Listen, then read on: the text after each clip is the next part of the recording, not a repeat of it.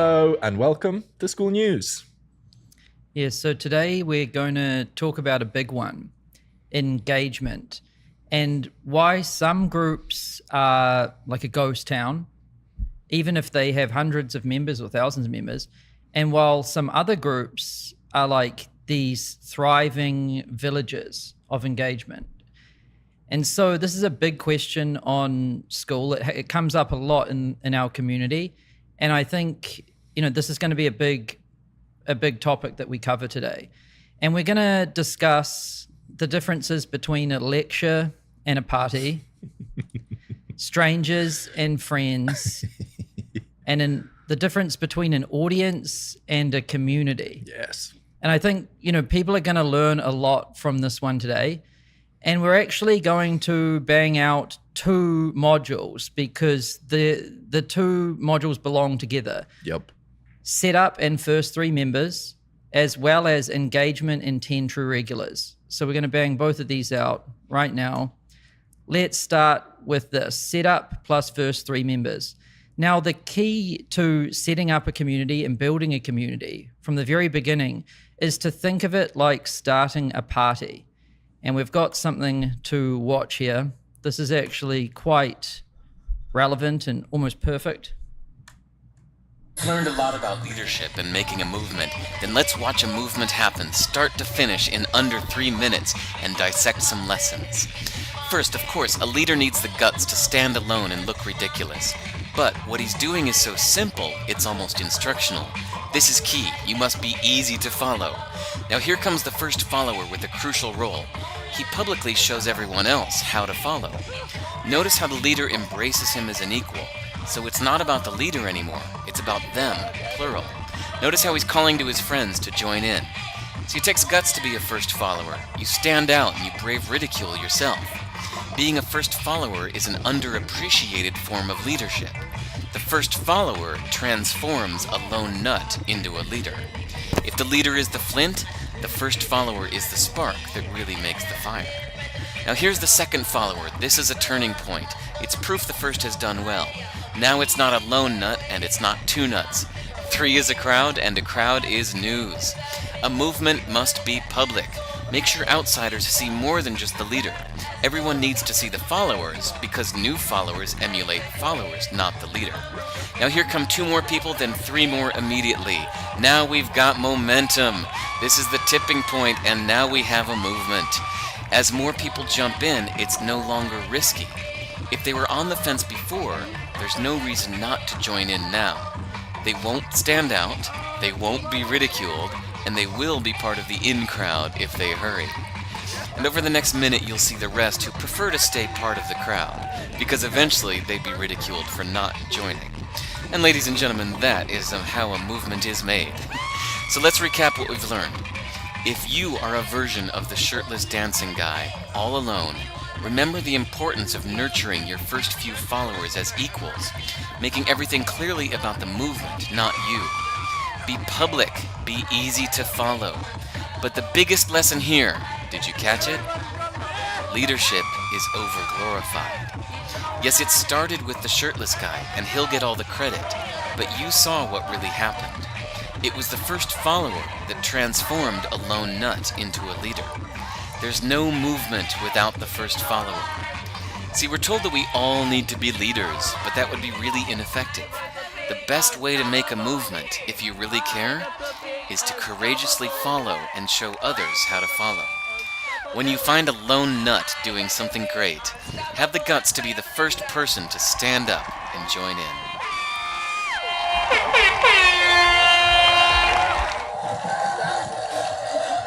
There's so many lessons there. Yeah, so there's multiple lessons in there that we're going to cover. But the thing that I like the most is as soon as there's 3, it snowballs. Yeah. It's like that one guy on his own before he gets one person to join, then one, it's still kind of, there's some inertia there, but as soon as there's like 3, it just takes off. Yep. So yeah, we think that to start a community the right way, there's 3 things. Set the vibe, invite 3 friends, and show up and let things emerge. And we're going to cover each of these now. So the first one So when you're setting the vibe, if you think about it like a party, well, you want to get the music right. You want to get the lighting right. You want to get the mood right. If, there's super bright lights and no music, then it's pretty lame. Yes. And you also need some beers and things. So you want to do the same with your community. And I think the way you set the vibe is with the group name, icon, cover image, description, and about page. And to do this, you just go into your community and you click settings, general, upload a group icon image, a cover image. We give you the dimensions there. Add a short description, can just be something very simple. And then you can go to your about page and just write a very short description here, and maybe just add one image here to start with. Keep it super simple. You don't need to overcomplicate it. And you can just go to Google image search. Like if I just Googled moon bathing, I could see a bunch of images. I could use one of those. Or you could ask ChatGPT to generate an image of something. Yeah. Both of those tools are free. Yes. And available to everyone. Another one is Canva. I used to use Canva and create these complex images to do this sort of stuff. And then I saw Sam just go to Google Images, download an image and just upload that. And I was like, oh, it's that easy? Really? Yeah, I don't even have Canva. Canva is cool though, and it does work. Don't have Canva, don't pay for ChatGPT. Can always come up with this stuff. Yep. And yeah, really don't overthink it. Just make it feel like, set the vibe. Yep. And it should instantly look and feel like it's for them. And them is your target audience with this community. And we've got some examples to show you. So Calligraphy School, it's about learning calligraphy. It instantly feels, you get the vibe pretty quick. That Pickleball School. I mean, you see pickleball over here, that place for all pickleball players. There's playing pickleball, pretty straightforward. The Lady Change. It's for women who want to lose weight from menopause. And you instantly understand what this is about. This one, 90s boom bap beat making, you instantly get what this is about. Yes. I think people overcomplicate this. It's like, if you're teaching guitar, there should be a guitar in your image and in the video. If you're teaching pickleball, go to the pickleball court and make your video or get your images from there instead. Yeah. Just like as simple as possible. Greg Lutzka, professional skater, was asking me like, hey man, what do you think of my about page? And it was him sitting at his computer talking to the camera. And I was like, dude, people want to see you grind a handrail. Like, what is this? This is a skating community and you're at a computer? Like, what about all of the awesome footage you've got, right? So like, just get straight to it. Yep. Show some, like this guy here, he shows him on a lifelong journey to master. He shows him like actually making beats. So cool. Yeah. And then here's the Schoolers about page. You can see, we don't even have a video here. It's just a single image of the office. Private club for school owners. Let's build communities together, yes. Right? Pretty straightforward. So you don't need to overcomplicate it. And it's a good idea to state the purpose of the group. And this can be very simple. It's just who it's for. And maybe there's also a shared goal. So like the Pickleball School, it says, for people who want to get better at playing pickleball. Yep. Right? The Calligraphy School is like people who want to learn modern calligraphy. Yes. Yeah. So just keep it very simple and straightforward, because people do judge a book by its cover and they should instantly just be able to judge it and be like, oh yeah, this is for me. 100%. Yeah. Another thing to do is a pinned post, so that when members come, there's something in there at the top of the feed that tells people, it welcomes them and it gives them something to do, something simple. And I've got an example here that I've pinned. And I think this is a really simple way you can do it. You can just say, welcome, introduce yourself, plus share a pic of your workspace. Let's get to know each other. You can use this simple format. Hey, I'm from location. For fun, I like to do this thing. Here's a pic of my workspace. Yep. And then I said, I'll go first. Hey, I'm from LA. For fun, I like to stay in forest cabins. Here's a pic of my workspace. Boom. Simple. Very simple. And then Andrew Kirby added one for him. That guy seems cool. You're going to get a ban. That guy's funny. I think it's like just first impressions is the lesson here, both with the pinned post and with the about page and stuff. And also we look through a ton of different communities. Almost everyone encourages people to introduce themselves inside of their community. So it's a good best practice. Yeah, I think the real lesson here with this pinned post is this vase. Whoa. Johnny, cut to this vase. Look at this thing. It's beautiful. So so there's this like Zen proverb I remember reading, and it said, the reason why vases never get thrown out is because it allows the user to put a piece of them inside it. So if it just was static and it was just, it had fake flowers in it, you would probably get sick of it and throw it out, right? But it's the fact that it's a container for people to put a piece of themselves in. It's kept forever. And I think a good community is like that, and a good introduce yourself post is like that too. So it's very simple here. It's saying, it's even giving them a template for them to put themselves into it. Yeah. Including the photo and there's a saying like a picture says 1,000 words.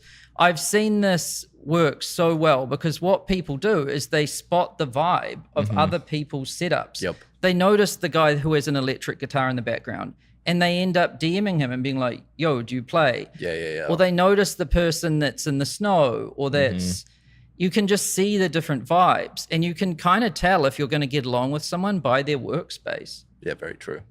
And so you're immediately starting to connect people by just giving them something very simple that they can engage with. They don't have to think too hard about it. And then, you're starting to like form this web of connections. So you want to think about your community like that, the vase example. And then a very simple thing is to put a weekly hangout on the calendar. And we've noticed that the best communities tend to start like this. There's something special about putting a face to a name to a voice. 100%. Like once you've seen someone on video and heard them speak, you know what their voice sounds like. When you next see their post or their comment, it means so much more. Yes. And it makes the community stronger and richer. And the people tend to overthink this. And there's a Hamza coffee hour story here. This is Hamza. He's got some communities on Skool. And he has a successful YouTube channel. He makes content and everything. And he has a paid community. And he asked his members, like, hey, what do you guys want from me? And they're like, honestly, we just want to hang out with you on Zoom. Because we already get tons of content on your YouTube channel. Yep. We just want to hang out. And so he called this, I think he did it daily. You don't have to do it daily, but you can do it once a week. And he just called it coffee hour. And literally all he does is shows up, opens up Zoom, has his morning coffee, and just talks about whatever. With his, and they love it. It's one of their most favorite parts about his community. And to set up one of those, you can just click on the calendar tab. We even have a pre-built thing for you here that's just called coffee hour. Or you can click up here, coffee hour. And you can call it whatever you want, set a time, repeat every week or whatever. And then you can use Zoom or Google Meet, and soon you'll be able to use Skool's own live feature. But it's pretty easy to use Meet or Zoom. I'm sure people can figure it out. And then quick description can just be like, come hang out, let's talk about anything. Yep. And you don't need to have an agenda or anything like that. You can add a cover image. Who added those cats? Was that you? I can't remember. But yeah, this way, there's this, it's like setting the tempo of a group. You've got posts and comments and they're kind of asynchronous, but some kind of synchronized like tempo, like once a week live. Yep. And then you can record that if you want. You don't have to in the beginning. That's a really solid basic structure to build a community. 100%. So it's just set the vibe have an introduce yourself post that's pinned, and put a weekly call on the calendar and state the purpose of the group. That's it. Everything else will form from there. Yep. And the second thing is to invite 3 friends. So if you're going to host a party and people start showing up and they're strangers, it's going to be a weird party. They could be strange, they could be weird, they may not fit the vibe that you're wanting to have. So the best parties that I've been to, and if I've hosted a party, you always invite a few people that you know are going to be great members before everybody else comes. You need a balance. Yeah. Because you want a few strangers because it makes things new and interesting. Yep. But if there's no friends Yes. and only strangers, Yes. it sucks. And you always start with friends. Yes. Maybe there's 1 or 2 or 3 people that even come and help you set up. So the best communities we've seen start by people inviting a friend, a colleague, a customer, 1 to 3 people. And you can do that by looking through your texts, your DMs, your contacts, your emails, even people who follow you on Instagram or Facebook friends, LinkedIn collections, contacts, anything. You probably know these people, you know them very well. And you can just start by sending a casual message, inviting them to the group. Yo, want to join this new community I'm building? I'm sure you text in your own way. You don't need a pre-framed script. Just invite these people to your group and they'll help you set things up. They'll help you get out of your head. And we even did a data analysis on Skool and found that people that have 3 members in their group have twice the likelihood of having a successful group. Yep. Getting people in there. What is a community without people? It's not actually a community. Yeah. Right. One person's lonely. 2 is just a conversation. Like we're having a conversation. This isn't a community. 3 people, now the community forms. Yep. Meh. So set the vibe, invite 3 friends, the same way you would start a party. So you get some music going. Yeah. Dim the lights, put on some music. Yeah, I think there 3 friends over. That's it. There's a lesson, like a lot of times when we're building an online community, we forget what we're doing building a community. But if you use an analogy of like real life, like a party or bringing people together, then what you should do and how you should engage with the community becomes far more simple. Yeah, do you know how you could have a lame party? How? Prepare a 3-hour lecture and invite people over. Which brings us to point 3. So the third thing, once you've done that, is you just got to show up and let things emerge. I think people are they're almost too like controlling and prescriptive. They want to like think through everything, design everything, build everything, and then just force it upon people. Yeah. Instead of starting with the very simple initial conditions and letting the complexity emerge from that naturally. Mm-hmm. And so good communities always emerge. Yep. That's how good cultures emerge. That's how good everything emerges. And I think a good example here is a lecture versus a party, right? Like no one really likes to be lectured to. Yes. No one really wants to attend a lecture. Yes. But everyone likes a party. Yes. And the difference here is a lecture is one person forcing like this stuff upon a bunch of people. And a party is people talking to each other and having fun. Mm-hmm.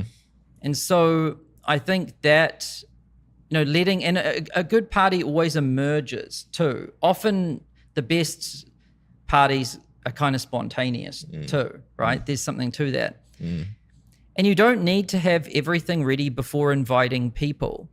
Like you can get people in early, even when you haven't fully formed the idea or the concept for what this thing is, because they will help you find it. Yes. And the beauty of finding it together is that then they're way more bought in because they were there when it was in this stage and then that stage and then this other stage. Yeah. And so they feel like they've been a part of it and they've evolved with it. Yeah. A good framing for that is calling it founding members as well. A good way to get people in before it's ready is to say, would you like to be a founding member? Because then they feel like they have some responsibility to like engage in the group and make the group good. And they feel like they were there from right in the beginning, which gets them super bought in. And they also don't expect it to be finished because it's just a founding member. Yeah. And good communities are co-created with the members over time. So co-creation, like learn what people want and then give them a little bit of that, and then see what they like and give them more of that, see what they don't like, remove some of that. And it's like a dance between like, you know, you and the members, trying to craft the ultimate like experience. And a good way to think about it is push versus pull. So I use this a lot. And what I think most people do is they push or force what they think people want on them. But when you do that, people are very bad at telling you, I don't want this, please take it away. They never say that. They just don't say anything, which is the worst. So then you end up with all of the stuff that you've put out there and you don't know what people like and don't like, and they're not telling you. Whereas if you let them pull it from you, if you learn what people want, and the way to do that is to kind of leave some silence, don't give them too much. Because if you give them too much, they'll just be overwhelmed and bounce. But if you don't give them enough in a way, they'll kind of pull from you what they want, then you give them a bit of that, and that way what you end up with is something that they want fully. Yes. And there's nothing there that they don't want. Yeah. And that's how I think you make a good product, and that's how you make a good community. It's like it's better to have a few things that people love than a lot of things that people are just like, meh. Yep. We've said meh a lot in this video. And then I think just showing up and keeping the vibe right. You know, if you don't show up to your own party, two things could happen. One is a bunch of Hooligans. Random people would turn up and ramsack the whole place, which is funny because that actually happens to some communities on Skool. The other one is it just will suck and someone will come in and then leave, and then no one else will come and it will just suck. Yes. So, you know, the first thing you need to do is show up. Yep. And then the second thing you need to do is keep the vibe right. Yeah, it's on you as the owner. That's your responsibility. Yeah, like if someone turns up and they're spilling their drink all over everyone, and then they put on some terrible music and they're like shouting, they're ruining the vibe. Yep. You need to sort that out. You do. And if the music gets really lame, you need to sort that out. You need to kind of like make sure that things are balanced. Yes. People run out of beer, you need more. So that's really what all you need to do to set up your community and get the first 3 members. Think of it like starting a party, set the vibe, invite 3 friends, and then just show up and let things emerge. And by show up, I mean like daily, checking in on it daily. And so that's it for this one. Boom. Now let's go to engagement plus 10 true regulars. So this one is all about building a community that has engagement. Like we see posts and some people are like, hey, why is no one engaging in my community? Yep. And it's always the same thing that's Yes. happening. And so the big idea here is like 1,000 strangers versus 10 friends. So good communities are just a bunch of good communities have friends. Yes. 10 true regulars is a good way to think about it. And bad communities are just a collection of strangers. Yeah. And no one wants to talk to anyone. And so there's 3 things that you want to do here. Don't lecture people, number 1. Build friendships, number 2. And then curate the culture, number 3. We're going to run through these 3 things now. So I think there's a real problem with like lecturing people.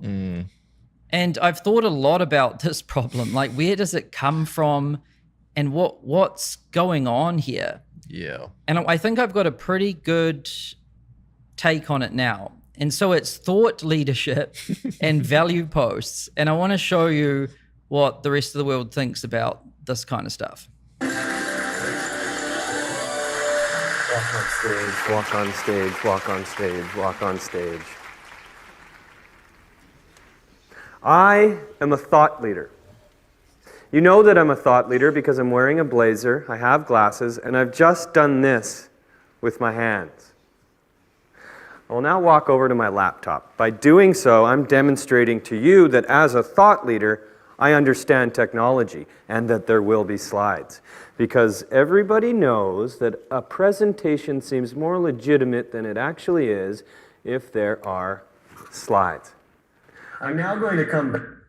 So you get the point. You can watch this video if you want. It's got like 2.5 million views, which shows that, you know, by the time something is being mocked en masse and the comments agree, it shows you that something's like weird, it's gone too far. Yep.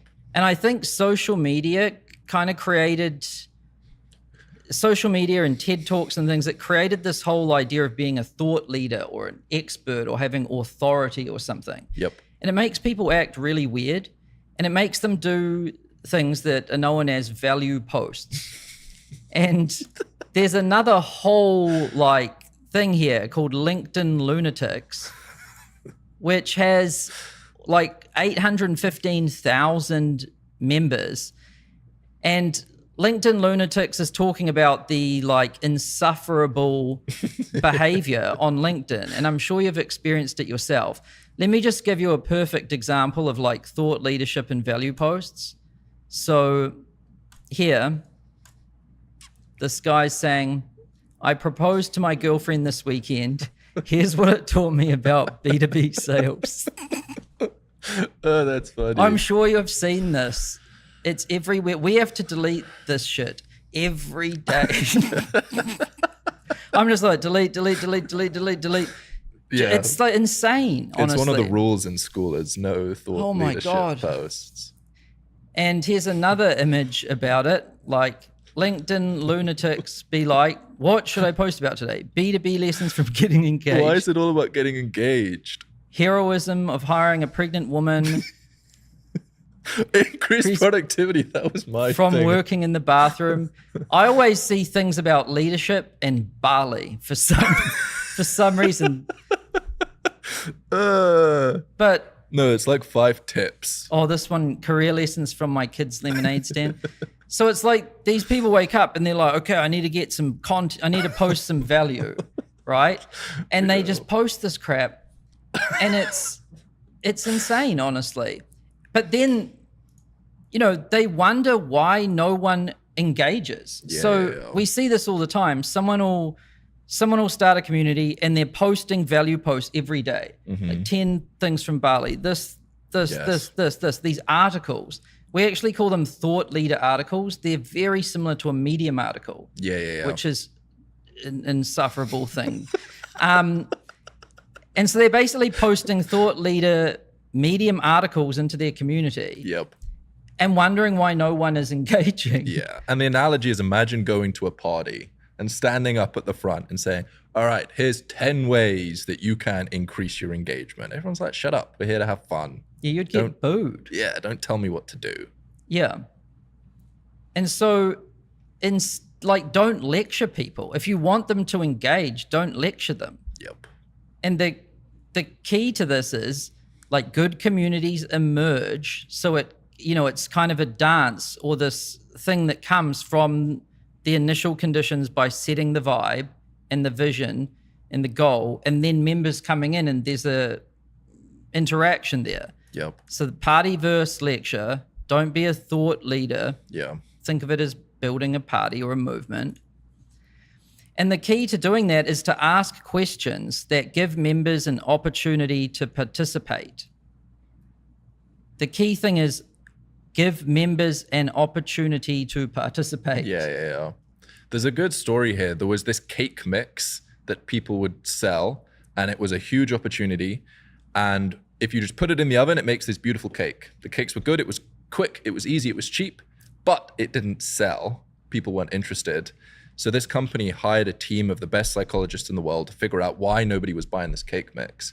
And what they found was that people want to feel involved. So what they did is they had the exact same cake mix, but all you had to do was add an egg. But as soon as you added an egg to the cake mix, it felt like it was yours. Now you're proud of the cake that you've made, and it started selling like crazy. So when you give people an opportunity to put themselves, they will love it so much more. Yeah, and again, it's this vase example that we've got here. Johnny, give us the shot. We don't have a vase cam.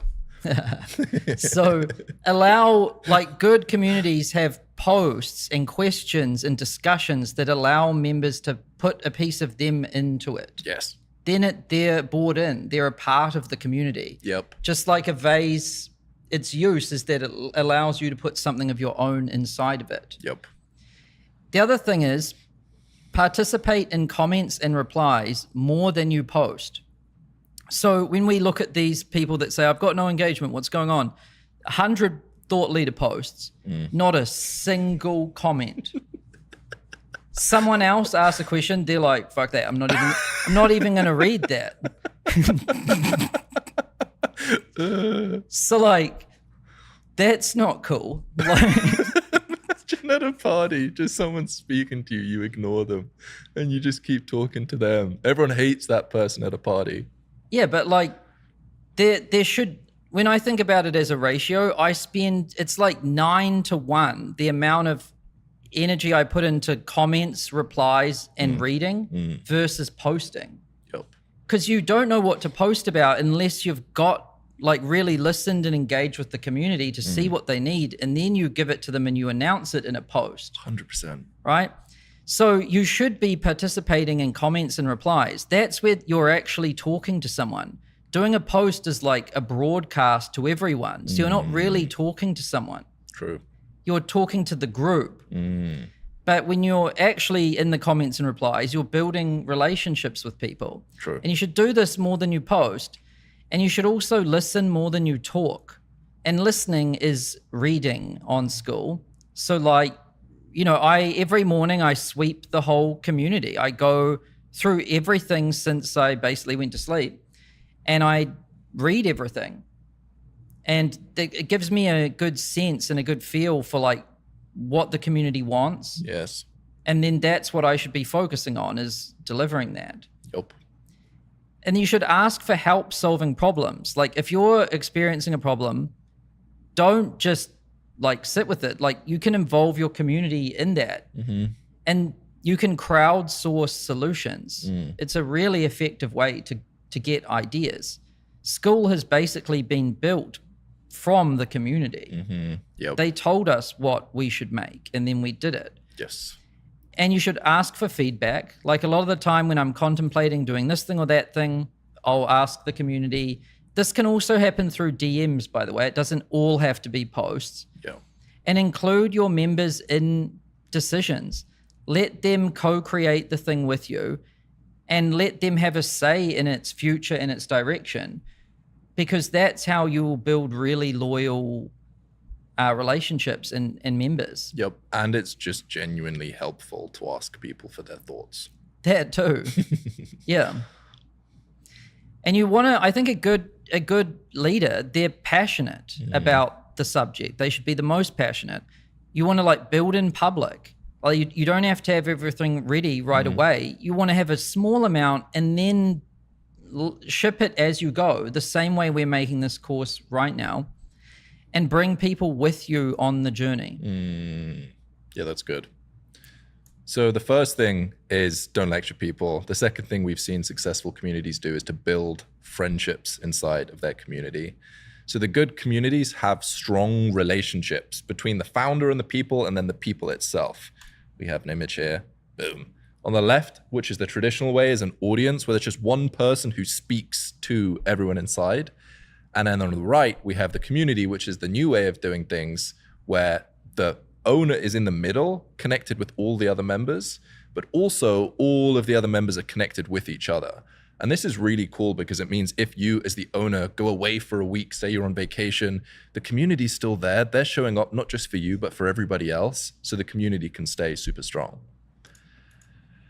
And the best way to do this is to have a weekly hangout call. One simple call per week can be as simple as you getting together, sharing a coffee, getting together, hanging out, getting to know each other is a really good way to build that community.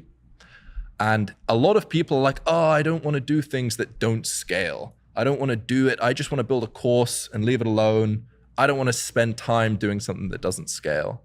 But I've seen that the best communities come from people building relationships one-on-one, Gary Vee calls this in the trenches. You have to get in the trenches and fight, hand-to-hand combat. I mean, obviously you're not fighting, you're building relationships, but you do it one-on-one instead of one-to-many, and you can really build great relationships by having deep conversations with people inside of the DMs. Also, connecting members with other members, like I said, is almost as important as you having relationships with people. It's the friends example, like in the TV show Friends, which is basically 10 friends hanging out, 10 true regulars. It's not just Joey friends with Chandler, they're all friends with each other. And it's the interconnectedness of those relationships that make for the interesting dynamic, which is why people love Friends so much. So you can DM people, you can get on calls with people, and even meeting people in person is like the epitome of community building. You can meet up with your members. It builds relationships unlike anything else. Like I remember the first time meeting schoolers, it feels real. And even Zoom calls aren't the same as meeting in person. Yeah, I can say a little something here. So I'm always on the lookout for people who like get it or who are really committed or passionate. And what I'll do is, you know, the first thing you got to do is show up and listen and read, right? But I'll notice those people, and it starts by me liking their stuff, and then I might leave a comment and I might say, whoa, this is really good. And then if they keep doing that, I'll escalate it to a DM. Yep. And then I'll start DMing them stuff, and I'll start asking them, what do you think of this? What do you think of that? Yep. And they feel like they're getting information that other people don't have, and that I'm trusting them with bigger decisions. Yes. So now we're even tighter. And then it escalates to Zoom. So I'll often just say, yo, you online? ? Yes. I just send them a Zoom link. Yep. And then we jump on Zoom, not even scheduled, never met them before. And then I start showing them designs. I'm asking for their feedback. Now we're even closer. And then the next level from there is we meet in person. And often that just happens because they're in town and they're like, yo, I'm going to be in LA at this time. Will you be around? Yep. And because we've already got a relationship, I'm like, yeah. Yes. And that's actually what happened with you. Yeah. You've kind of gone through this thing here. Yep. And then you eventually ended up joining the Skool team and sitting here, which I guess is the ultimate form, the final stage. Yep. So if someone DMs you something cool, another little tip that is beneficial is oftentimes people are scared to post things inside of the community, and people will DM you and they're like, oh, I just had this win. People in Skoolers message me and they're like, I just got my first sale. I just got 100 members inside of my community. And a really good tip is just to ask them to post it in the community. Because if they just DM it to you, only you see it, but encouraging people to post means that everybody sees it. And often in the beginning, it is work to get the community going and buzzing. You do have to ask people to post, you have to engage, but then once it's going, it becomes less effort. Yeah, sometimes people will share a win privately, and wins should be public. Yes. The other one is questions. Some questions you just best to handle them privately, but some would make great discussions with everyone involved. Definitely. Yeah. And the final thing in Build Friendships is to check in with people. So just ask them, how's school going for you? What are your thoughts on my community? What are your thoughts on this specific topic? How are you getting on? What problems are you running into? Is there anything I can do to help? And by checking in with people privately, they'll tell you what they want. And when you spot a pattern, like if a few people say, oh, I need this thing, now you know what to build. Now you know what to add to the calendar. Now you know what to post. Now you know what course to build, only once you've checked in with people. Yeah. And I think here people think like they're just checking in on people and they're like, hey, is there anything I can do for you? Is there anything? And that can get a little bit annoying, honestly. Yep. You know, if that's the kind of group you're building, that's totally fine. But for me, a lot of the time, I'm not saying, is there anything I can do for you? I'm asking for some feedback on something I'm doing. It's so much easier for them to like, Yes. to say something about that. They don't have to think. It still builds a relationship. It helps me and they feel a part of it. And then now they might ask me for feedback about something. Yep. Yeah. Then the third one is curating the culture. And this is really important. Once you've got a group of people there. So good communities feel like cozy villages. They have culture, inside jokes, and stuff. Don't know if I was supposed to say etc. So one thing I've found very useful for this is to think about your model citizens. Model citizens. It's a very powerful idea. So you want to think, who is the model citizen that you want everyone to be more like? Yes. Because if you're very clear about your community's model citizens, it sets the goal and standard for everyone, and everyone's like, okay, that's what good looks like. Yes. They need to know what good looks like. And that's the easiest way to do that. Identify them and publicly praise them. An easy way to publicly praise people is to pin their post. It's so funny. It's literally 2 clicks, but it signals to the entire community, we want more of this. And there's a good example I've got here. So when me and Kirby were rearranging the Schoolers community, Kirby was like, I think we should tell people what we want. And I was like, I think we need to let it emerge because I don't even think we fully know what we want. Yep. And so when it emerged, like a person saying they got very low churn and they're exactly what they did with their community, we pinned that post. Yep. And then something very interesting happens. People start modeling that. Yes. People learn very quickly, low churn in a high quality group. If I build that, if I get these results, screenshot my dashboard and share my story, there's a high chance I'll get pinned too. You've just given away the source. Yeah. But it works. Yeah. Without telling people what we want, we've noticed this. When we pin stuff, people do more of that. 100%. And so it really works. And then when you find these model citizens, you want to build deep relationships with them. These are very important people in your community. And so they shouldn't be treated like everyone else. Yep. You can do one-on-one Zooms with them, DM them, meet in person, all of this. Yeah. And a lot of communities have one guy at the top that's the guru and everybody else, peasants, they're normal community members. But that creates such a weird dynamic where if you are not just the one person who's super cool, who's the best person in the community, but you bring people up, then it makes a better dynamic where it's less weird, it's more natural. Like at a church, there's not just one person that's the best. There's a lot of people that form the congregation and there's a lot of leaders inside of the community. It works really well. And then you want to make them stars. So, really build up their status. We kind of have started calling it internally like a school celebrity. Like, Misha's becoming a school celebrity. Another thing we do is we shout them out on school news. So we pull them up as examples in school news, and I'm sure you've seen that. Yep. We include them as examples in the course, which we've done earlier today. And we also, when we do our school games events, they're the people speaking. And so, and we feature them more. So we're really trying to blow them up. Yep. We want these people to become super famous. And when you have a group of people that are like that, everyone will follow that. And then the community is a real community. It's not just one person lecturing. Yes. You've got 10 true regulars, 10 model citizens, 10 deep relationships, 10 friendships. It's all kind of the same thing. And you want to think of the carrot and the stick. So you want to publicly praise good behavior. If someone does a good post, pin it. In Schoolers, we have a category called gems. Yep. And so sometimes when someone does a good post, we put it in the gems category, we pin it, and then we comment on it and saying, whoa, this is amazing. I just moved this to gems and pinned it. Yes. So the person feels very loved. Yep. Right? Even a simple like does this. If you like someone's comment, often people notice the founder, I just liked by this person.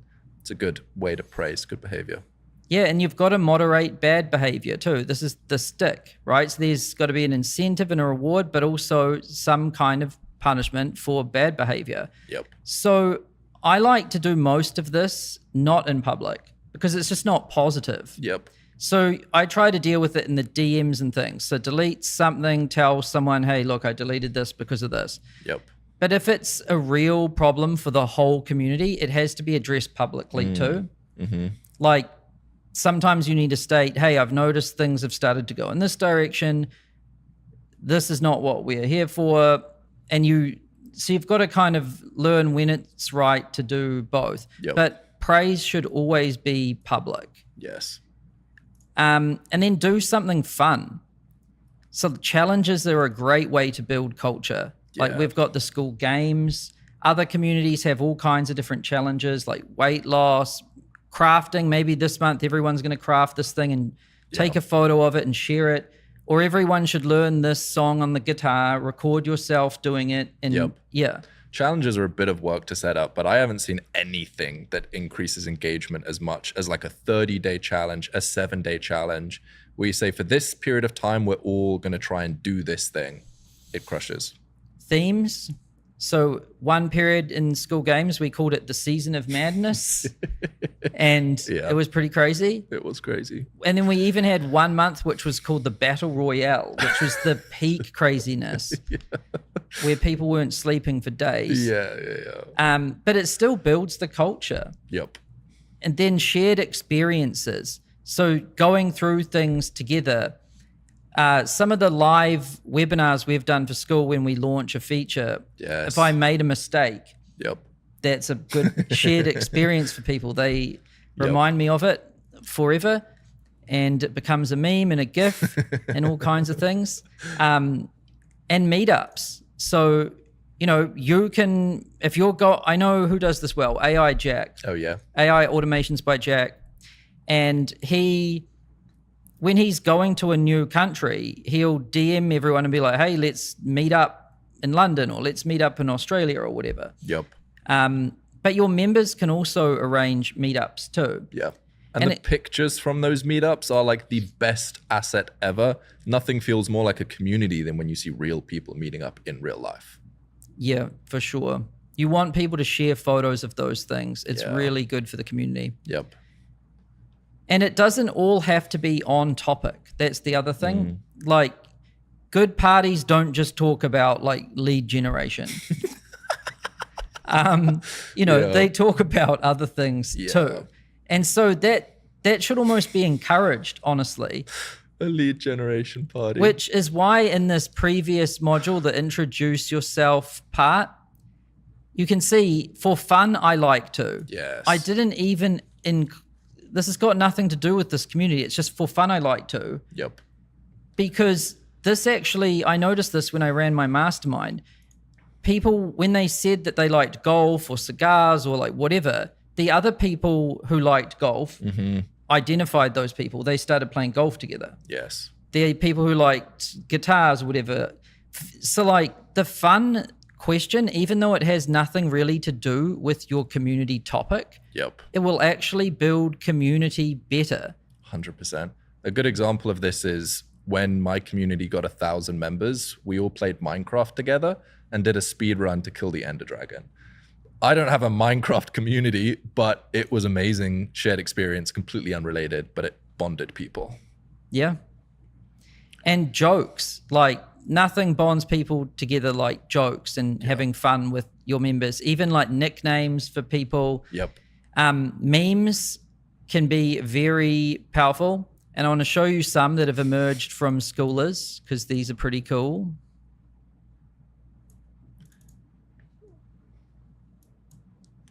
So this one here, my therapist. So what's really bothering you? Oh, that is painful. And only Skool people would like understand this one. This is a good one. This one? Yeah, relatable. And this kind of makes my point about someone likes your post, you feel a little something. People commenting on your post, people engaging in a discussion under your post, getting pinned. Yes. So like this just goes to show that when you do this stuff, it works so much so that someone made a whole meme about it. Yep. And this one was good.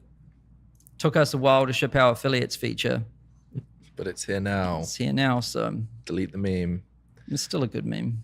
And what happens is when an inside joke starts to form, you can't force an inside joke. You can't just be prescriptive and be like, oh, this is going to be the group culture. There's going to be this inside joke. It'll bubble up and then you can keep repeating it and keep spreading it so that it stays, but you can't force it.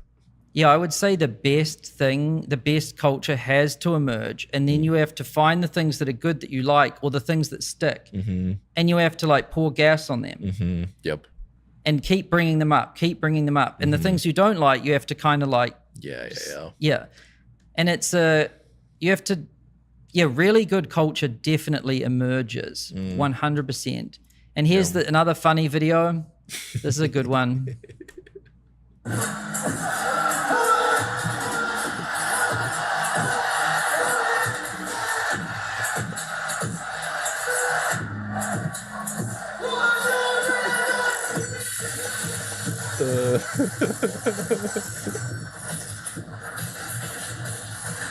Let's go. This just started as a little Easter egg, that little cat. But it's funny, a quick story on culture and the cat. So like we had a cat in school at one point, but then we just removed it because it was causing some bugs in the software. Then we just forgotten about it. Goose, who won the school games 1 month, he showed up at the Hormozy event and he had made merch that had the school cat on it. And I was like, hey, how did you even find that? And then I was like, I'm going to bring that cat back. So I bought the cat back and made it different and better with like playlists and stuff. And then it like took off again. And now it's become like, now to show you like what's happened with it. I mean, it's literally on this monitor. It's like everywhere. Well, it's Skool's icon. True. It's everywhere. Like it is Skool's group icon now. Skool is. Yep. And so, that's how good culture emerges. And here's another video that someone made.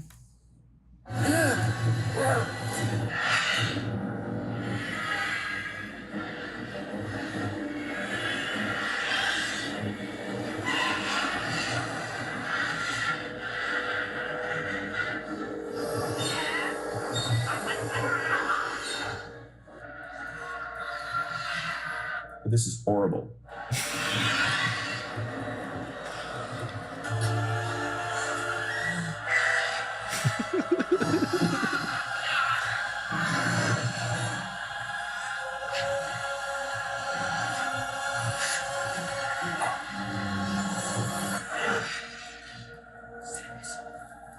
I can't stand this anymore.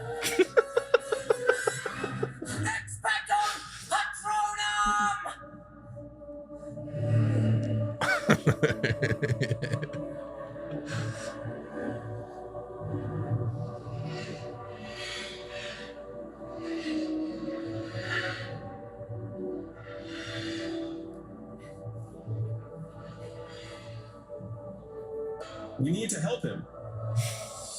Join us now on Skool.com. Let's go.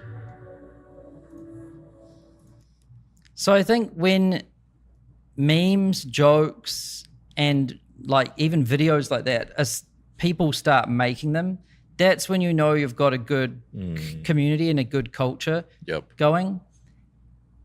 And when people make those things, you need to remember them and praise them and keep bringing them back. Then OGs/elders, like all good communities or villages, they've got the wiser elders, and then they've got the newer people. Yep, true. So people that have been in there for a long time, right? And there should be some respect and status to being an OG. Yeah, there's a lesson in there that we haven't articulated about, like the best communities are diverse, like a garden, or a field, if there's just one type of plant. One bug can come along and completely ruin the whole field. But the best communities have different layers, different people serving different roles, different interactions, different elements, instead of just like, you know what I mean? Yeah. Natural complexity that's emerged. Yes. Yeah. Yeah. Like a garden or a... Yep. Yeah. And And then stories, good stories about different things. Like the Season of Madness is a great story that I keep bringing up. Yeah, we gave, for people who don't know, we gave away $100,000 for the person who won this prize, or a Cybertruck. We gave away 4 Cybertrucks and everyone just lost their mind. Yeah, that was crazy. Then merch. Like merch is a great way to build community. And, we've got Skool merch, and you can see that the cat is now included in our merch. It wasn't included before, but people like the cat so much. Yep.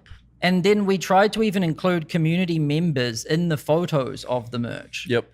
Another thing we can show you is over here in this like cover image. I bet you people don't know No, they this. probably can't see it. But we photoshopped community members onto the friends people here. Yeah. To show like, not only is this a community for friends, but it's about these regulars. Yep. Not just us. We're not in any of the images. So it's Evelyn on the right, then Calvin, then AI Jack, then Nav, and then Hamza at the top. Yeah. So we've mentioned AI Jack on this call. We've mentioned Calvin in previous Hamza calls. was mentioned. Hamza was mentioned as well. Yeah. Nav was in the merch photos. It's the 10 true regulars.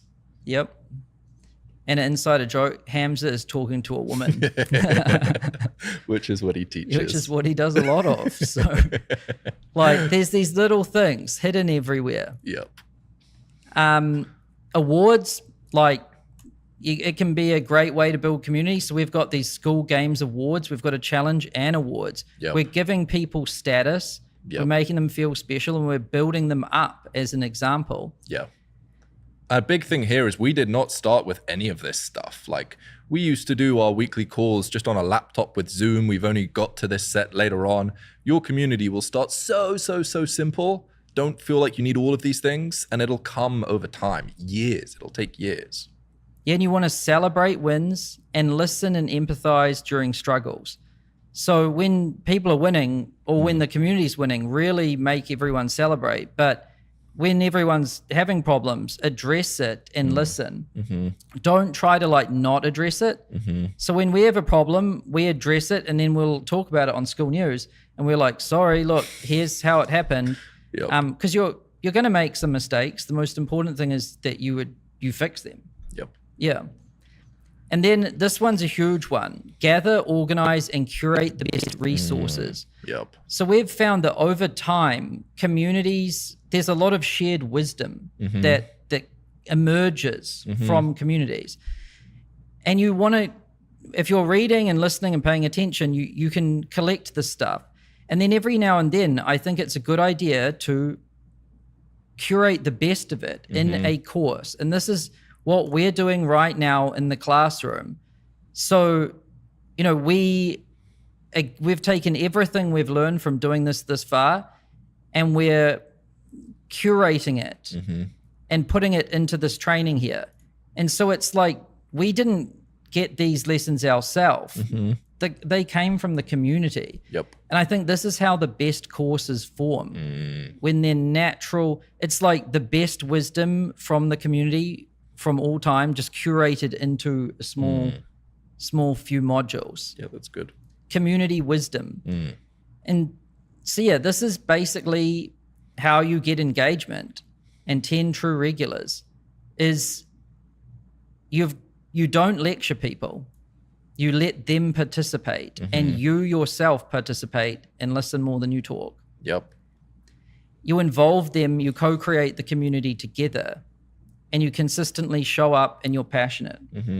You build friendships and relationships. You actually become friends with people. I think business people are like, what? You mean, but they're a customer. Yeah, well, you still can be friends with people. Yeah. And so building some deep friendships. Yep. Just 10 people that are friends will keep a whole community alive. Yeah. And make it awesome. Yeah. Versus 1,000 strangers don't really do much at all. And it's way more fun to run a community when you actually like the people inside of the community. 100%.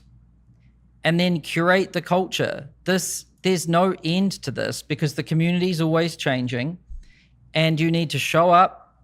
You need to find your model citizens, praise them, become friends with them, make them stars. And then these other things will emerge over time, and it's good to be on the lookout for these kinds of things. And to kind of wrap this module, the best leader has the most passion. They lead by example.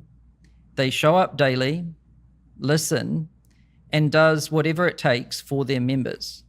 By being the model citizen, others are inspired to follow. Ooh, wow. So you are the ultimate model citizen. You should be the most passionate. You should show up daily. You should listen. You should make friends with people. And you should constantly aim to improve and share. And when you do that, other people copy. And then when you praise them, more people copy. And that's how you build a culture and an engaged community. That's how you build a movement. Ooh. Boom.